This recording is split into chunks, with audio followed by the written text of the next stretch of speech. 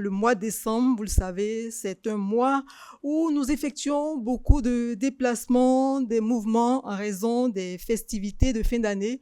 Donc, on va dire que le mois de décembre, c'est un mois où la route est énormément sollicitée. Vous l'avez compris, notre sujet du jour, c'est la sécurité routière en période de fête et nous en parlons cet après-midi avec notre invité, M. Étienne Kouakou, qui est conseiller technique au ministère des Transports en charge de la sécurité routière. Malgré les efforts déployés par le gouvernement pour la formation des acteurs, la sensibilisation des usagers et le maintien en bon état du réseau routier, nous regrettons, nous déplorons malheureusement des accidents dans les familles et sur les routes.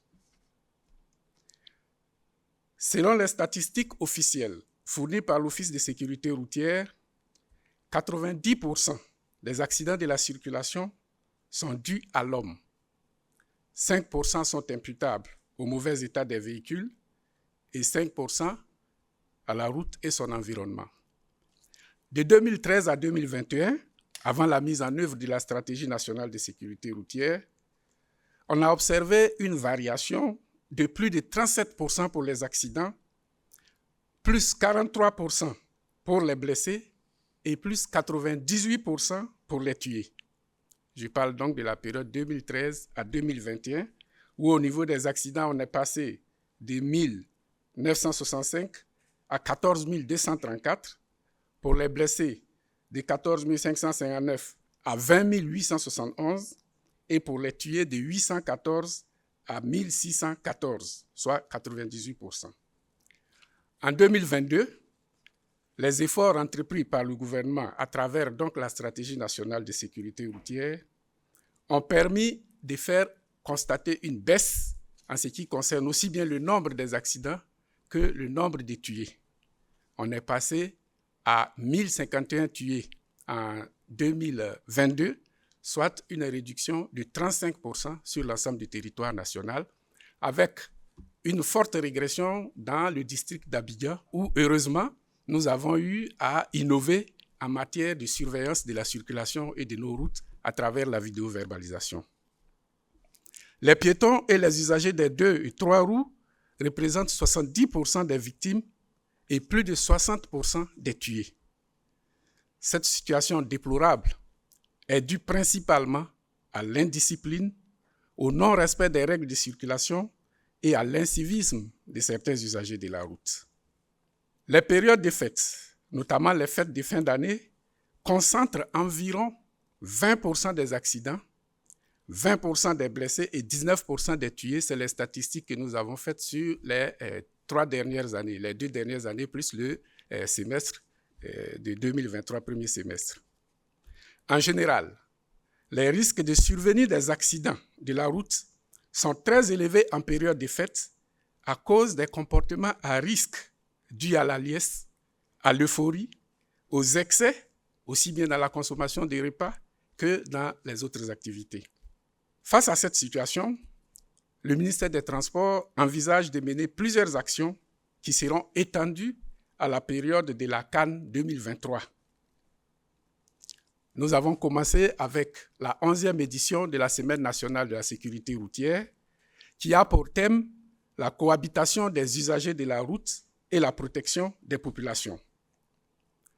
Les actions qui sont menées au cours de cette semaine et pour les fêtes, les campagnes des fêtes et de la CAN 2023 s'inscrivent dans la stratégie nationale de sécurité routière 2021-2025 et couvrent les 3 grandes composantes de la sécurité routière que sont le véhicule, la route et son environnement, ainsi que le conducteur et les autres usagers.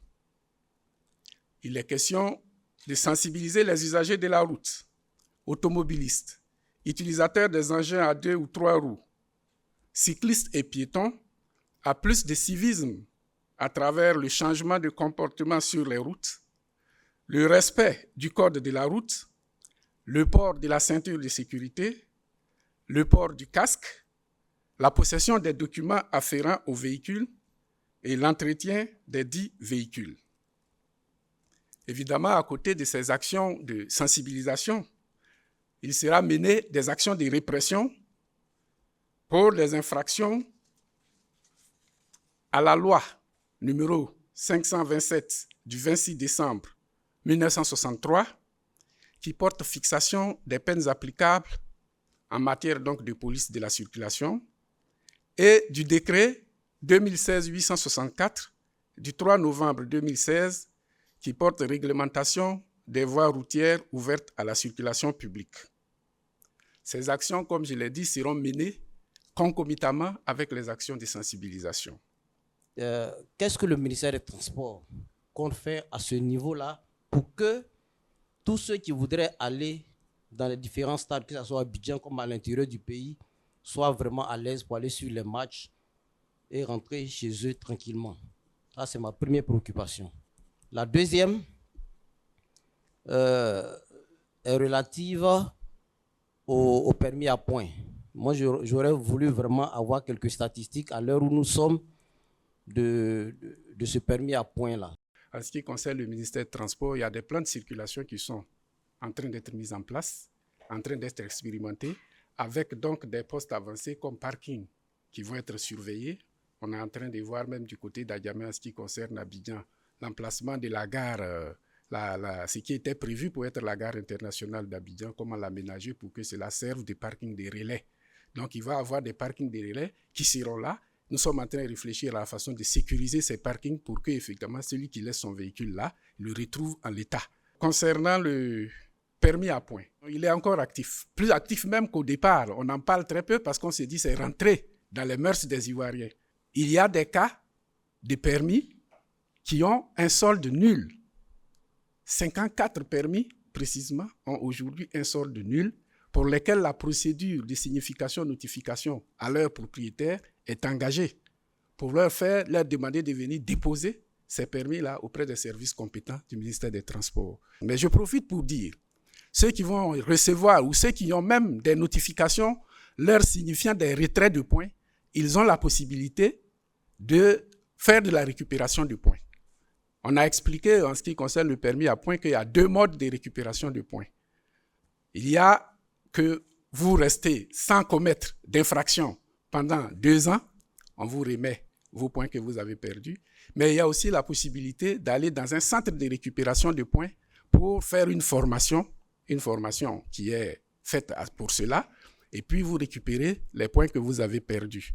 Vous avez évoqué au cours de vos propos linéaires de la sensibilisation qui serait faite au niveau des frontières, notamment dans le cadre de l'événement qui va avoir lieu en début d'année prochaine.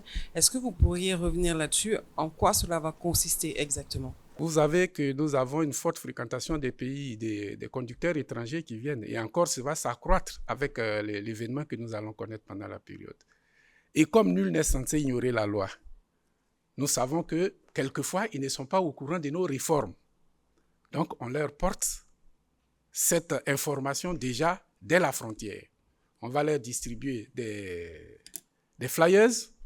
On va avoir des équipes qui vont expliquer ce qui va se passer quand ils vont rentrer sur le territoire ivoirien.